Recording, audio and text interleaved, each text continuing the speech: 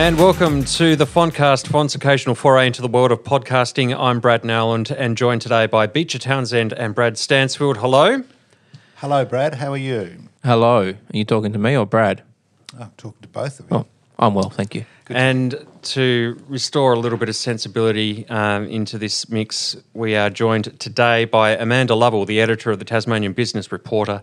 The budget edition will be out Friday the 27th of August, and Amanda's been slaving away today, finishing that one off. Amanda, how are you? Well, I'm surviving. Thank you, Brad. A little bit numb after the 6-hour lockup, but I'm here. Excellent. And the paper's about to hit the printer. And quickly before we get into the budget, how was the food in the budget lockup? It always gets a bit of feedback from journalists. What was your take on it? I must say there was a lot of food. I don't know if people just don't eat on budget day or if the catering is excessive, but there seemed to be a lot of food today. I think you can always tell what sort of budget it's going to be by what sort of spread they lay out for the journos in the lockup. Well, speaking as a man who sat in the community lockup, I'm afraid to say thumbs down, no food at all. We got 6 Mentos each. Yeah, and that was Not it. a Mentos more, not a Mentos less. Well, I won't tell you there was morning tea, lunch, afternoon tea. Strange, isn't it? The journalists get treated so well, but the community groups... Well, I've always What said is that that? the government needs to work more on its stakeholder and community engagement. And there's one place they can start. Anyway, that's enough of that. Amanda, let's get your takes first on the 21-22 budget. What did you think?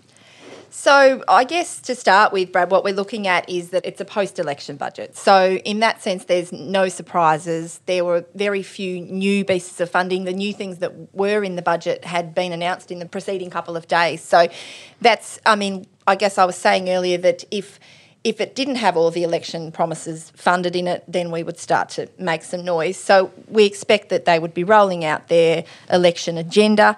They would be keeping those promises and putting the funding in the forward estimates. I think if you look at it from an economic numbers point of view, the numbers are actually pretty good. The government has chosen to stay in the red, so they're not going to go to surplus as early as they predicted they would in last year's or the November budget that we had last year. But in order to do that, they're spending big on health and they're setting aside some contingency funds in the Treasurer's Reserve, which is essentially, I guess, a bit of a safety net against any kind of COVID hit that we may face because, as the budget is and as the Premier has said, the budget is very reliant on us not getting another hit from COVID. So the numbers that we see going forward are all very encouraging and positive, but that could change should we find ourselves in a situation such as New South Wales or Victoria. And you spoke to the Premier during the lockup. What was his tone like and what were the key themes that he was really keen to push on the media? I think he's very keen to push the good set of numbers, the fact that the numbers are better than they expected them to be when he handed down the budget in November last year. So a lot of those numbers have improved. So the unemployment rate, for example, the economic growth is predicted to go up to 4%, where it's been hovering at 2%. So he even said he was very buoyant. They were words that he used and positive. So cautiously optimistic was my observation of his mood. He's obviously well aware of the COVID risk. He even today used the opportunity in a budget lockup and a budget speech to talk about getting vaccinated against COVID, which is something we would never have seen previously. So he's well aware of that risk, but he certainly seemed very upbeat and fairly pleased, I think, with where the numbers sit. Okay, we'll get your take on this, Beecher. You've just come from recording your annual budget wrap video, an institution of Budget Day. What is your take?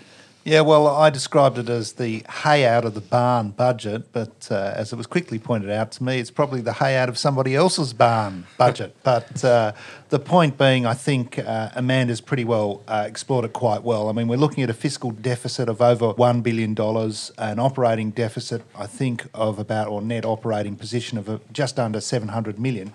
I mean, that is a very large wedge of cash, right?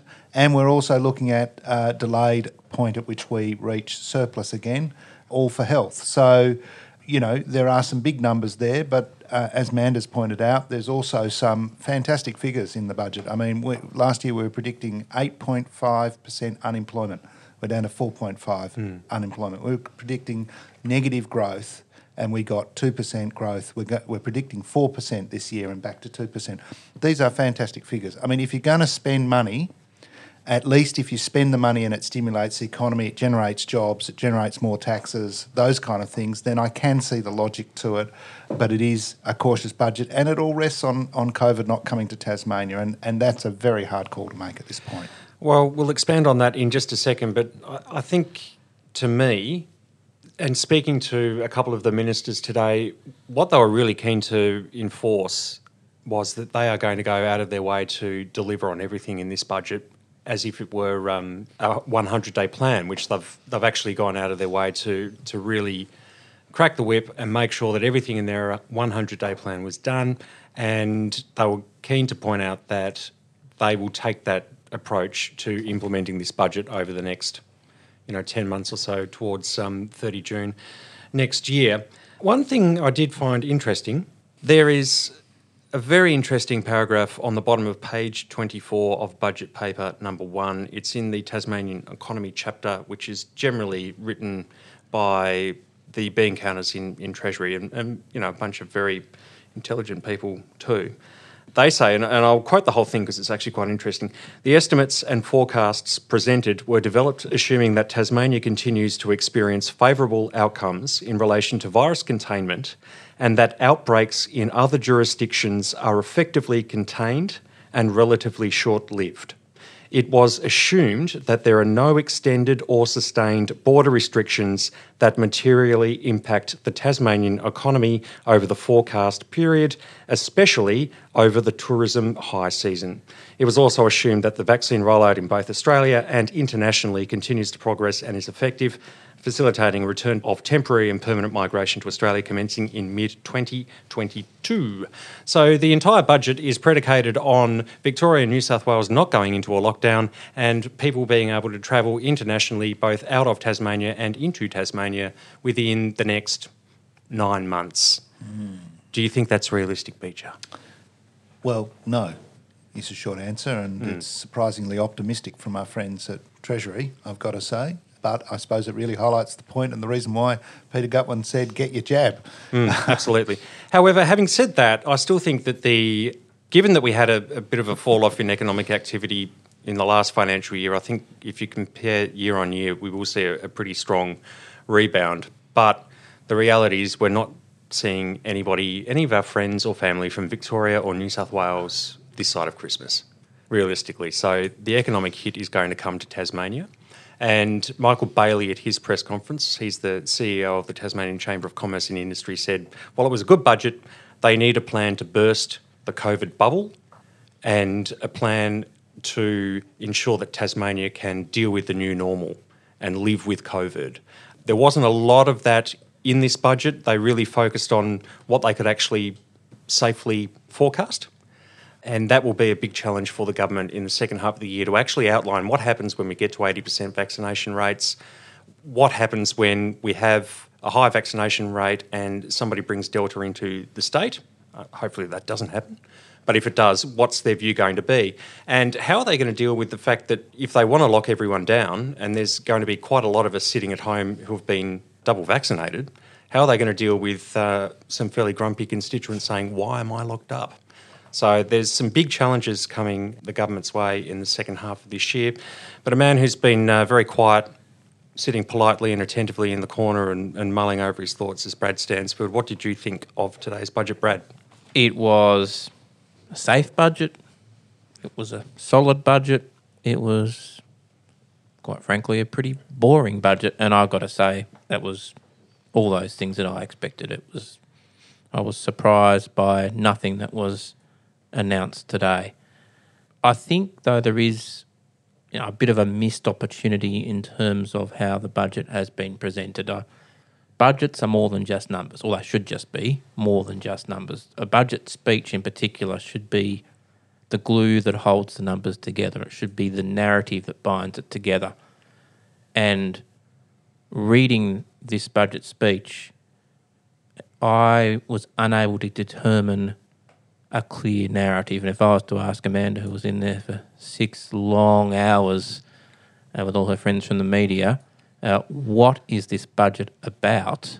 Yes, Brad, that is the question, isn't it? I mean, apart from being a post-election delivering on our promises, which Peter Gutman did make that point, but I think, which I mentioned, he made some points in his press conference with journalists that he didn't make in his speech to Parliament. So perhaps a missed opportunity, words like the economy is roaring along and things like that, which certainly engendered a little bit more of that vision and, like, say, narrative, which he didn't use in his speech, and certainly only kept on the confidence issue and on the delivering on what we said we were going to do. So I think it's fair to say that perhaps there could have been a little bit more, word of colour, but like you say, the glue, I think, is a fair assessment of what was missing in that budget. I think if you think of it in the context of a plan that was released only a few days ago regarding what happens if we have lockdown, I think concurrent with this is the thought that this budget may have been delivered during lockdown. So if you think about that, and then you think about the $300 million in Treasurer's Reserve, up from a usual $20 million in Treasurer's Reserve, perhaps the narrative is we're shit scared about COVID. Well, I've had two different answers from two different people, so I think that sort of makes my point that it's just not clear what this budget is about. I would suggest that perhaps the most interesting thing in the budget is the delay of the surplus by a year. That was, a commitment not just given in the last budget but taken to the election, and that has been delayed so that additional money can be put into health. Now, if I were writing a narrative around that, I would have made a lot more of the fact that the government is deliberately taking a decision to, if you like, safeguard our health system against, COVID in particular, because we're going to have to live with it. And as a result of that, has decided to put that ahead of the surplus for the next 12 months. So I think there's a lot of opportunities that can be done there in terms of some messaging and positioning of the government for some quite likely difficult months ahead when we do get to 80% vax. All right, that's where we'll leave our budget discussion for the moment. Thank you very much, Amanda, for joining us. We'll be back in just a moment.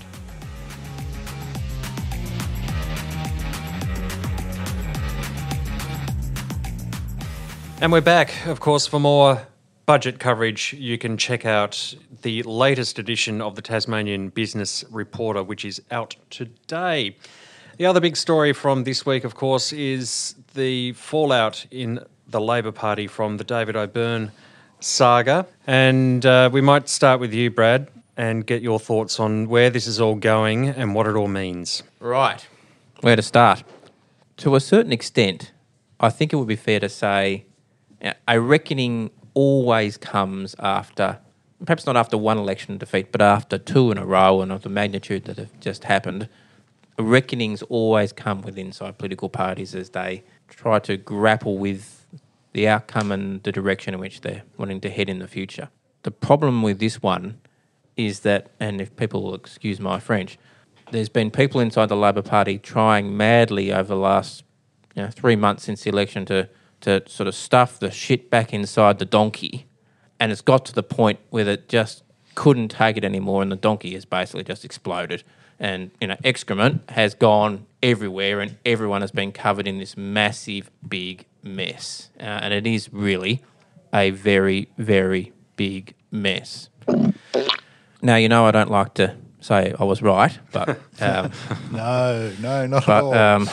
I was right. It was a very big mistake to bring Ms. White back to the leadership after she departed not so gracefully following the last second election defeat. Leopards don't change their spots. She hasn't changed, and it's very clear that the responsibility for what happened, has blown up everywhere in this last week, lies at her feet as the leader. Remember when she said she got leadership back 6 weeks ago before she went on maternity leave, or while she was on maternity leave? She said, the infighting stops now, a bit like the time that Kevin Rudd said this reckless spending must stop now, like the same sort of stuff. She's been back a week and they've lost two elected members, to factional infighting. It is quite extraordinary, and really, the only way that I see this being fixed, the only way I see this ending in any sensible way, is that they have to do what they should have done and bring a fresh face, a new person into the leadership who will actually stand up to the factions, who will stand up to the ex-premiers. I mean, taking lessons in leadership from Mr. 17% and Ms. 21%, or 23, whatever it was, really is beyond the pale. And they need a person in there who will actually have a clean slate, a fresh start, and get about being a decent opposition and presenting a proper alternative for the next election, because at the moment, we really are a one-party state and we're all worse for it. Beach, you're close to the Labor Party. What's going on there? Oscar Wilde said it, to lose one may be considered misfortune, to lose two looks like carelessness. I've got to say the parliamentary wing of the Labor Party under Beck White appears to be driven more by the Mercury ABC Salamanca bubble than much else. And as Brad points out, I think it's that pinata donkey. It's come back again, but it's broken under the strain. The political career of two Labor members appears to have come to an end, and unfortunately it's going to get worse as far as I can see, and I'm deeply disappointed. You now have a situation where the Labor left administrative side of the party is falling behind the findings of an inquiry into David O'Byrne, while the right under Paul Lennon are making the most of the situation. Meantime, I understand both HACSU and the CPSU want Beck White to move on. Then you have the actual elected members of the Labor Party sitting somewhere in the middle. This says to me you have four freight trains heading towards each other at high speed, and they are gaining momentum after this week. The biggest losers out of this, unfortunately, is the Tasmanian community, because instead of holding the government to account, we've just had a budget come down, which stimulates a number of questions. They're doing nothing about it. In our line of work, as you both know, gents, we lobby political parties to get better outcomes, and we lobby political parties to get the best possible outcomes for the Tasmanian community. You can't do that with Labor at the moment because they're not listening. They're worrying about other things. Are you saying, on your deep and knowledgeable understanding of the Labor Party, things are going to get worse before they get better? That's my belief, yes. I am saying that. How can it get any worse? Well, the reality is people are taking positions, and they're taking public positions now against each other. So it is becoming very public, right? And there has got to be some bloodletting on this one. It is not going to stop here. It cannot. It is going to be a screaming mess. And as I say, my real point underneath this is I don't think you have a group of elected members who understand how the mechanical side of the party works. And I think that's the real challenge. Well, the other part of that challenge is you also have an elected group of MPs who don't understand how the community works or the community views politics. Very few punters actually care about the factional side of things. Most of them already have a view on David O'Byrne, whether they love him or maybe not so much. They have a view on Rebecca White and Labor, and over the past couple of weeks I don't think any of that has shifted at all. And all they see is a party obsessed about itself. They've spent so much time navel-gazing that their back's given out and they've gone cross-eyed. And if Labor actually pursued policy development and community engagement like they do their factional enemies, they would be on the Treasury benches instead of, being a complete abject failure and lost in the wilderness. 4 weeks, long time in politics, etc., etc. 4 years is going to be a very, very long time. But if you look at their past performance as a sort of indicator of where they're going now, they've gone back to the future. The next election's pretty much already cooked. And in reality, having been in opposition, you need a good clear run for at least 18 months, preferably 3 years, to jump over the monumental hurdles that stand in your way when you want to go from opposition to government. And Labor just isn't up to it. And I think that the only way, but I agree with you, that we're in some sort of bizarre one-party state, and it's just strange when you look at the history of Tasmanian politics, how dominant the Labor Party's been for them to virtually bow out. You would have to think that surely a federal intervention is on the way. Like it's the only sensible way to actually sort this out, because if it continues to fester, you look at the federal sphere, there's a one-seat majority to Scott Morrison and the LNP. And, if this gets any worse and festers, then it could start to impact on the federal campaign in Tasmania. Well, I'll just say if there is a federal intervention, it's going to have to be pretty bloody vicious.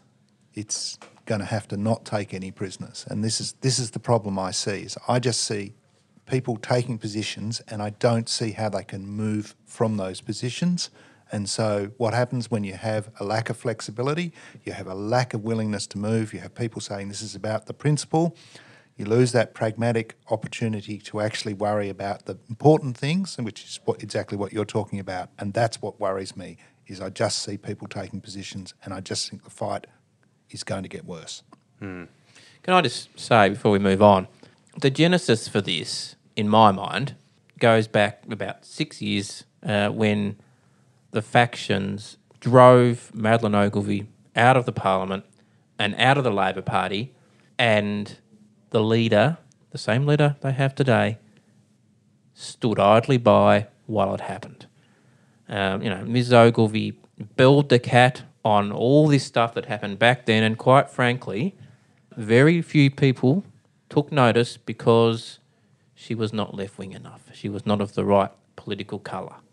And if her complaints, what happened, had been acted on then by the leader, I don't think Labor would be in this situation today.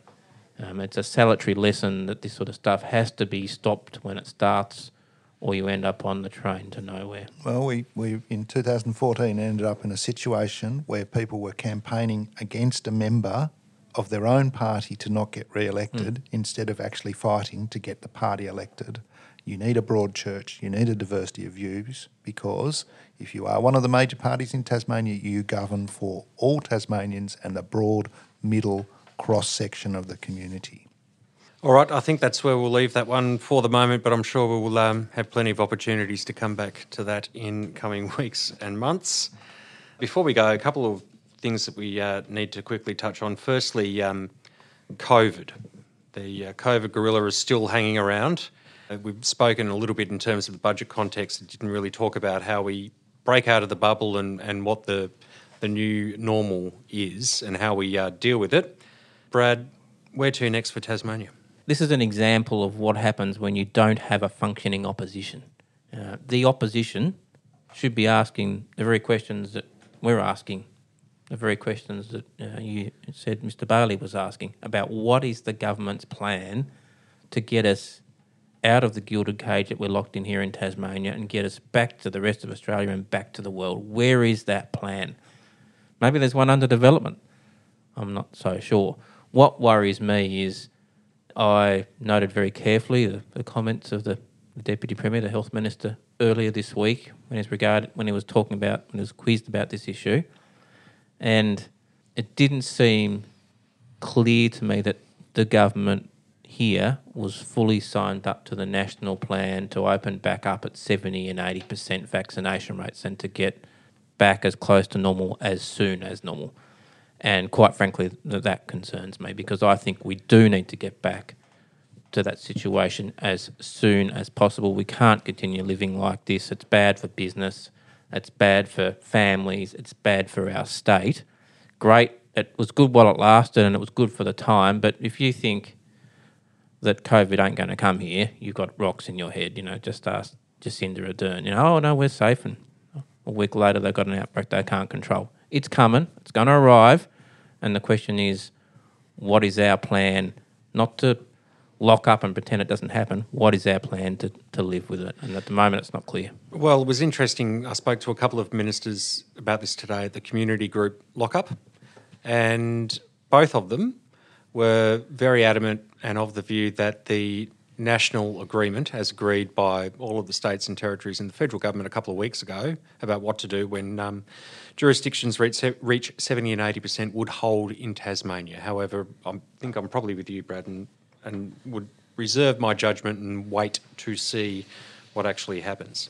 One other thing, just speech for three, just on that, and that's good to hear, Brad, and hopefully someone passes that message on to the Deputy Premier. I'm also a little concerned just on the vaccination rates. We were at the start of we were leading the pack, if you like, in vaccination rates. We've had a pretty strong vax program here in Tasmania. It's been supported by a good advertising campaign, but I think our vaccination campaign is losing momentum compared to the other states. We are falling behind. ACT, NT, New South Wales has now passed us. Won't be long before Victoria does. Maybe a bit further away, but some of the other states. We do need to keep that momentum up. And I'm just, again, a little concerned that because we've got no cases here, there's just people sort of a little bit of complacency creeping in. It's no good worrying about getting vaccinated once we're here. We need to be doing more. Do it now, I think. Sorry, Beach. And there's a, sorry, just to round out that thought, there's a first mover advantage. If we actually get to 80% vaccination rate before any other jurisdiction, and we can sensibly work our way forward in terms of getting out of the bubble and allowing people into Tasmania, we can actually stop having to get the government to prop up Tasmania's business sector, and we can actually let them do it themselves by tapping into that pent-up demand for travel and hospitality and tourism experiences and events and all those sorts of wonderful things that can happen if we work out how to deal with this thing. One of the great things about Fontcast is we usually disagree on things, and when we disagree on things, it causes a bit of spark. Unfortunately, on this one, I think we all agree. My point is the mood is changing.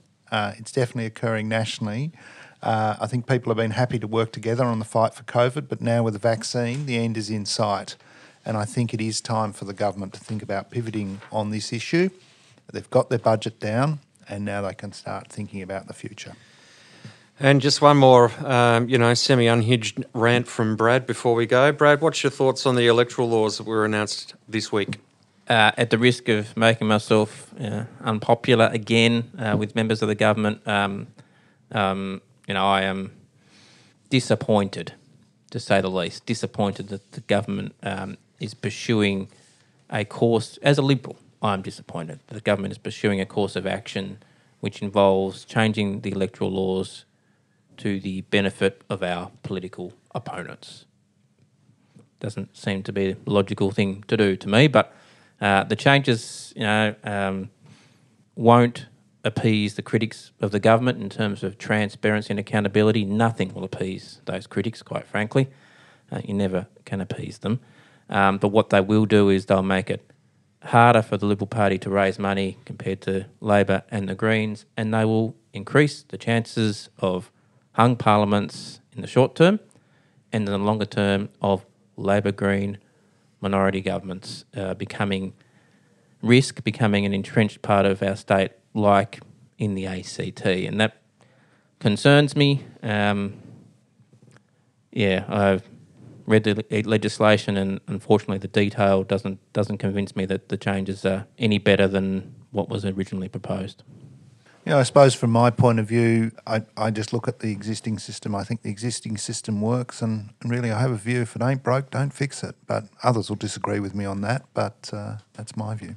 All right, fair enough. That's where we're going to leave it for this episode of the Fontcast. Fontcast is produced and directed by Icon Media, Sam Icon, and engineered by Brendan Lenihan. Until next time, Beecher and Brad, thank you very much for your time. Thank you. Thank you.